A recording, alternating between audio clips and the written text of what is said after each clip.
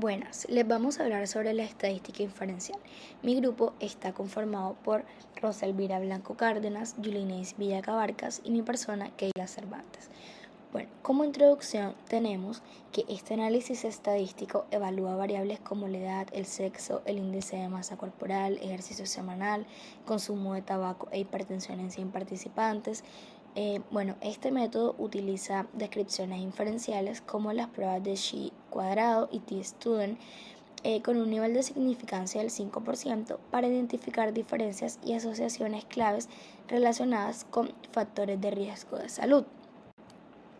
Bueno, como método estadístico tuvimos en cuenta las variables, por supuesto, como la edad, el sexo, el índice de masa corporal, la frecuencia de ejercicio semanal, el consumo de tabaco, la presencia de hipertensión.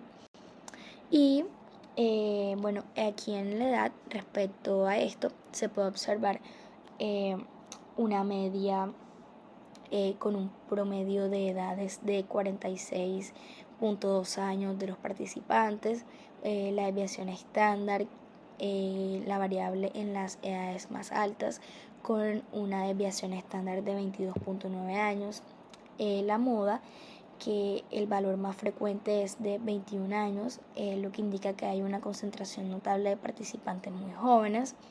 La mediana es de 47.5 años, lo que significa que la mitad de los participantes son menores de esta edad, con un rango de edades que oscilan entre los 4 y 88 años, mostrando una amplitud considerable en la muestra.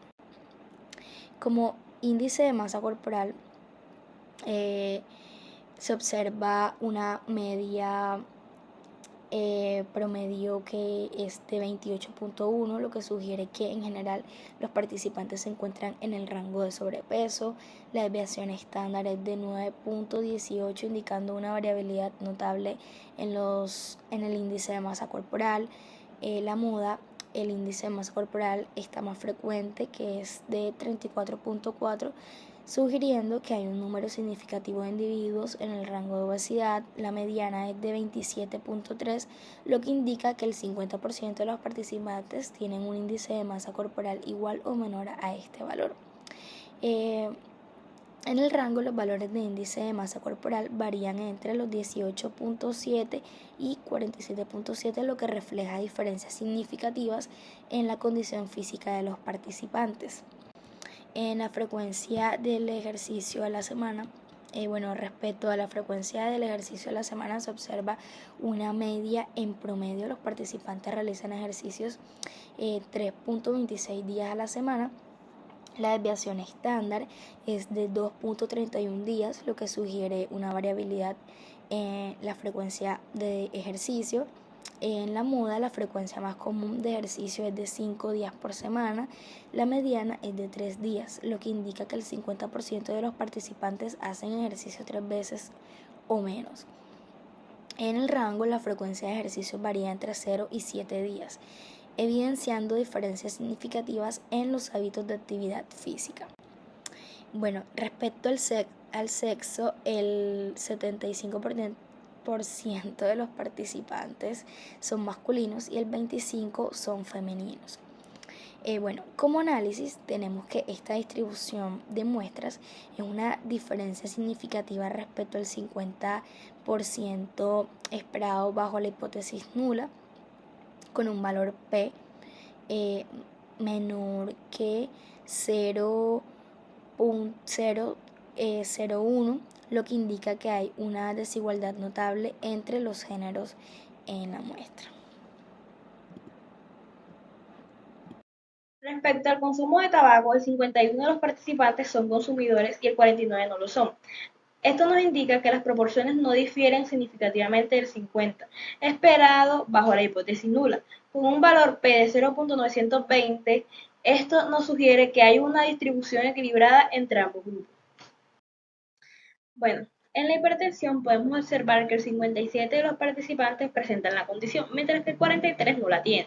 Esto nos está indicando que las proporciones no muestran una diferencia significativa respecto al 50% esperado bajo la hipótesis nula, con un valor P de 0.193, lo que nos indica una distribución relativamente equilibrada.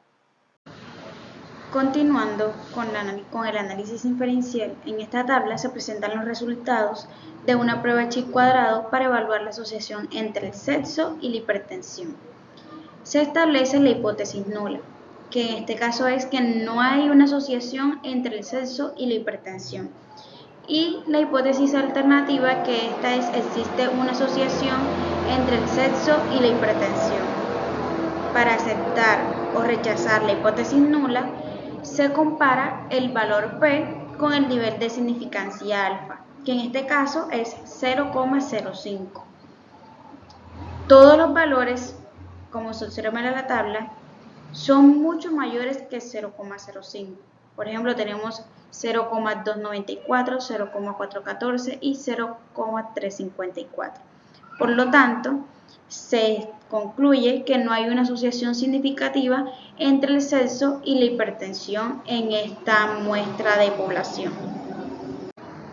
Por otro lado, en esta tabla se analizan los datos correspondientes a la relación entre sexo y el consumo de tabaco mediante las pruebas estadísticas de chi cuadrado, como ya lo dije anteriormente. Se establece la hipótesis nula, que no hay asociación entre el sexo y el consumo de tabaco, y la hipótesis alternativa, que es que existe una asociación entre el sexo y el consumo de tabaco, es decir, lo contrario a lo que se establece en la hipótesis nula. Los valores P que se obtienen en esta tabla son mucho mayores que el nivel de significancia estándar, que es el alfa. Esto también indica que no hay una evidencia estadística suficiente para rechazar la hipótesis nula.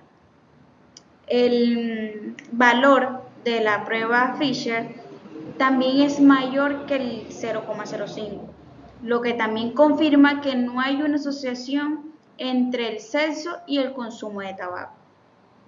Dado que todos los valores P son mayores que 0,05, es decir, el alfa, se rechaza la hipótesis alternativa y se concluye que no hay una asociación significativa entre el sexo y el consumo de tabaco en esta muestra de población. En esta tabla se analizan los resultados para evaluar la relación entre hipertensión y el consumo de tabaco. La hipótesis nula en este caso es que no hay una asociación entre la hipertensión y el consumo de tabaco, y la hipótesis alternativa es lo contrario, es decir, que sí hay una asociación. Como se observa, los valores P todos son mayores que 0,05, es decir, que el alfa. Por lo tanto, no hay una asociación significativa entre la hipertensión y el consumo de tabaco. Es decir, que se acepta la hipótesis nula. Y, como ya lo dije anteriormente, no hay una asociación estadísticamente significativa entre hipertensión y el consumo de tabaco en esta muestra analizada. Estas tablas presentadas muestran los resultados de unas pruebas estadísticas de testiones. Esto lo que hace es comparar las medias de dos grupos. En el primer caso, que es la tabla 10, se evalúa la edad versus la hipertensión, donde nos damos cuenta que el valor P es de 0,953, teniendo en cuenta que este es mucho mayor que el valor del alfa, que es de 0,05. Esto significa que se acepta la hipótesis nula, es decir, que no hay una diferencia entre la edad de las personas con o sin hipertensión. Por otro lado, la tabla 11, que evalúa la diferencia entre el IMC versus el sexo, el valor P es de 0,031. Este es mucho menor que el nivel de significancia estándar, es decir, del alfa, que es de 0,05. Esto significa que se rechaza la hipótesis nula, es decir, que hay evidencia para sugerir que existe una diferencia entre el IMC entre hombres y mujeres. Por otro lado, la tabla 12 evalúa la frecuencia de ejercicio semanal versus el consumo de tabaco. Esta dice que no hay una diferencia significativa entre la frecuencia de ejercicio semanal entre quienes consumen tabaco y quienes no. El valor de P, como se observa, es de 0,748, que es mucho mayor que el valor del alfa, lo que indica que no se rechaza la hipótesis nula, es decir, que se acepta. Esto significa que la frecuencia de ejercicio no está relacionada entre el consumo de tabaco en este grupo de estudio.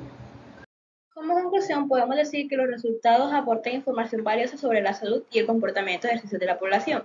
Esto nos indica que hay áreas donde se podrían implementar programas de intervención para mejorar la salud pública y especialmente en relación a la obesidad y la hipertensión.